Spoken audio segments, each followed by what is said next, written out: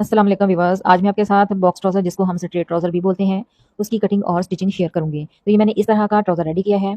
इस ट्राउज़र के फ्रंट पे मैंने बेल्ट लगाया है और बैक पे इलास्टिक लगाई है। इस साइज में हम अपना ट्राउज़र रेडी करेंगे। ये मुकम्मल मेजरमेंट है इसकी।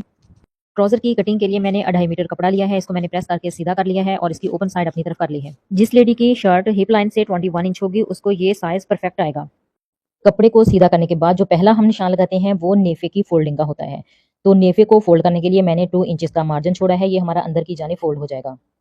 फोल्डिंग का मार्जिन छोड़ने के बाद आगे हमने जितना हमने ट्राउजर लंबा लेना है उतनी लंबाई पे हमने निशान लगाना है। तो मुझे 36 इंचेस तैयार ट्राउजर चाहिए। मैंने एक निशान 36 पे लगाया है और उससे आगे मजीद 2 इंच मैंने फोल्डिंग का मार्जिन छोड़ा है। हमने किसी भी साइज का ट्राउजर कटिंग करना हो तो हम इसी तरह से ये वाले ऊपर नीचे वाले निशान लगाते हैं।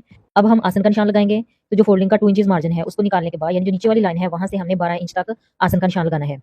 इस तरह मेजर करने पे हमने 12 इंच आसन लिया है। लेकिन ये रेडी होने के बाद यानी कटिंग और सिलाई के बाद इसकी जो लंबाई है वो 1 इंच बढ़ जाती है। तो रेडी हमारा आसन 13 इंच हो जाएगा। अब हम थाई या हिप का साइज निकालेंगे। यहाँ मैं हिप का साइज निकालने का एक फार्मूला शेयर करूंगी और यहाँ से यहाँ तक ये हमारा हिप लाइन होगी।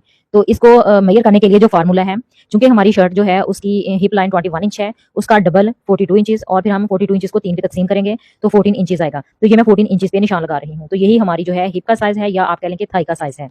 अब हम वेस्ट का निशान लगाएंगे। तो कमर का निशान जो है वो हमने थाई से 2 इंच कम करके लगाना है। तो ऊपर और नीचे दोनों जगह पे मैंने 2 इंचेस कम करके निशान लगा लिया है और लाइन से हमने इन निशानों को मिला लिया है। अब ये जो 12 इंचेस पे हमने निशान लगाया है यहाँ से हमने ट्राउजर को लूजिंग देनी है या यूं कह लें कि हम इसको गुलाई की शेप दे लेंगे। ये इस तरह से हमने इसको लूजिंग दी है। अब यहाँ से यहाँ तक ये हमारा 14 इंचेस है। तो इसका हमने हाफ करके इसके सेंटर में निशान लगा देना है।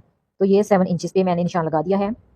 यहाँ कमर वाली जगह पे भी हम इसका सेंटर निकालेंगे। तो इस जगह से भी चूंकि 14 इंच है तो 14 का हाफ है 7 इंचेस। 7 इंच पे हमने निशान लगा लिया है। इसी तरह से जो ट्राउजर का बॉटम है वहां पर भी हमने 7 इंचेस पे निशान लगा लिया है। अब इन तमाम निशानों को मिलाते हुए लाइन ड्रॉ कर लेंगे। बॉक्स ट्राउजर को नीचे से यानी बॉटम से हम 10 इंचेस खुला रखते हैं। तो उसके लिए जो हमने सेंटर निकाला है उस सेंटर के दोनों साइड से 5 इंचेस पे निशान लगाएंगे, यानी 5 एक साइड पे और 5 दूसरी तरफ। तो ये टोटल हमारा 10 इंचेस होगा। अब इस पॉइंट से इस पॉइंट तक हमने इसको मिला देना है। तो उसके लिए ये मेरे पास एक स्केल है, इसको शेप पट्टी भी कहते हैं। इस तरह से हमने इसको रखना है और इसके साथ साथ हमने लाइन ड्रॉ कर लेनी है। ये एक साइड की लाइन हो गई है। तो इस स्केल को हमने इस तरह पलटना है, दूसरी तरफ रखना है और दूसरी तरफ भी हमने इसके साथ साथ लाइन ड्रॉ कर लेनी है।